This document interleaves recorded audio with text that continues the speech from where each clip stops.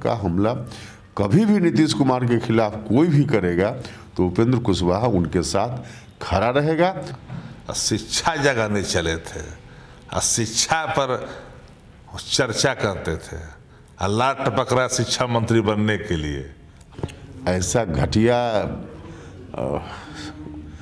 Statement का मैं कोई जवाब नहीं दे सकता। उपेंद्र कुशवाहा राज्यसभा की सदस्यता छोड़ने वाला व्यक्ति है। नमस्कार, मैं हूं देवांशु, आप देख रहे हैं न्यूज़ फाउंडेशन। बिहार विधानसभा के सत्र में तेजस्वी यादव नीतीश कुमार पर हमला बोलते बोलते निजी हमला कर गए। तो नीतीश कुमार ने भी काउंटर में जबरदस्त तरीके से बिहार विधानसभा में बयान दिया। हमारे साथ बात करने के लिए रालोसपा के राष्ट्रीय अध्यक्ष उपेंद्र कुशवाहा है। तेजस्वी यादव बोलते बोलते निजी हमले करने लगे नीतीश कुमार पर, इसको लेकर क्या कहेंगे? देखिए, निजी हमला के लिए राजनीति में कोई जगह नहीं है, और वह भी सदन के अंदर,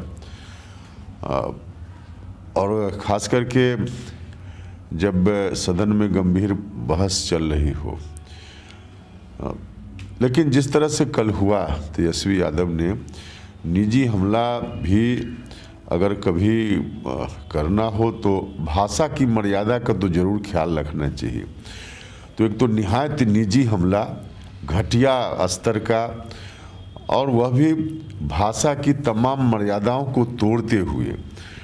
मुझको लगता है कि जनतंत्र में इस तरह की भाषा कोई भी व्यक्ति इस्तेमाल करे, इस तरह की भाषा का, तो इसको मंजूर नहीं किया जा सकता है, इसको स्वीकार नहीं किया जा सकता है। इसलिए तेजस्वी यादव जी का जो वक्तव्य था, जो बोलने का ढंग था, मैं उसकी घोर निंदा करता हूं, और बाकी लोगों से भी मैं आग्रह करता हूं कि इस तरह की भाषा का प्रयोग कभी भी सदन के अंदर हो या बाहर नहीं होनी चाहिए। आपको ये घोर विरोधी माने जाते हैं नीतीश कुमार के, लेकिन आज कहीं ना कहीं उनके साथ खड़े दिख रहे हैं। नहीं, देखिए, इस तरह की बात, नीतीश कुमार जी से राजनीतिक मेरा विरोध हो सकता है, विरोध है, वो अलग बात है। लेकिन व्यक्तिगत रूप से अगर कोई उनके ऊपर इस तरह का हमला करेगा, जिस तरह का हमला कल किया गया है, तो नीतीश जी के साथ लंबे काल तक काम करने का मुझको अवसर मिला है। बिहार के मुख्यमंत्री हैं, इतने सीनियर लीडर हैं, और उनके ऊपर इस तरह का हमला कोई करेगा और उस परिस्थिति में चुप रहा जाए, यह कभी संभव नहीं हो सकता। हम तो कहना चाहते हैं कि इस तरह का हमला कभी भी नीतीश कुमार के खिलाफ कोई भी करेगा तो उपेंद्र कुशवाहा उनके साथ खड़ा रहेगा। राजनीतिक विरोध अपनी जगह है। उपेंद्र कुशवाहा नीतीश कुमार के साथ खड़ा रहेगा, इशारा क्या है सर? आप खुद ही बता रहे हैं, क्या आप लोग साथ हो रहे हैं? नहीं भैया, देखिए, राजनीति के चश्मा से इसको नहीं देखना चाहिए।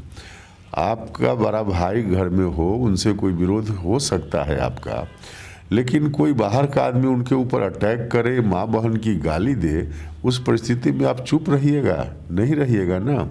ठीक उसी तरह से मैंने महसूस किया जब उनके ऊपर हमला हुआ, और मुझको भी लगा कि मुझको चुप नहीं रहना चाहिए।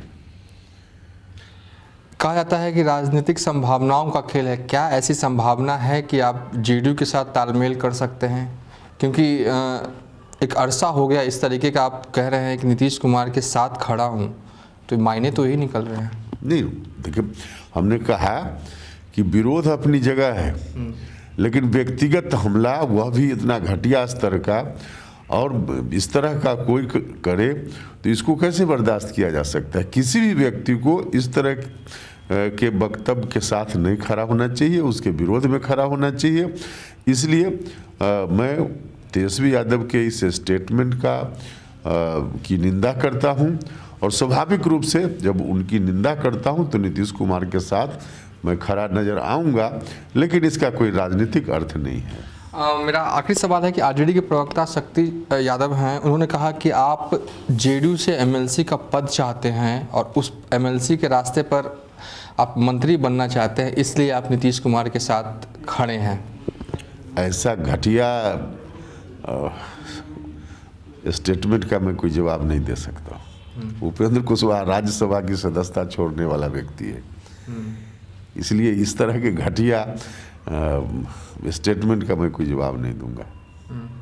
चलिए, ये थे उपेंद्र कुशवाहा, जिनका साफ तौर पर कहना है जिस तरीके की भाषा का इस्तेमाल तेजस्वी यादव ने सदन में नीतीश कुमार के लिए किया वो कहीं से उसे उचित नहीं ठहराया जा सकता, और उपेंद्र कुशवाहा इस मुद्दे पर नीतीश कुमार के साथ खड़ा है। फिलहाल अभी तक के लिए इतना ही। आप देखते रहिए न्यूज़ फॉर नेशन।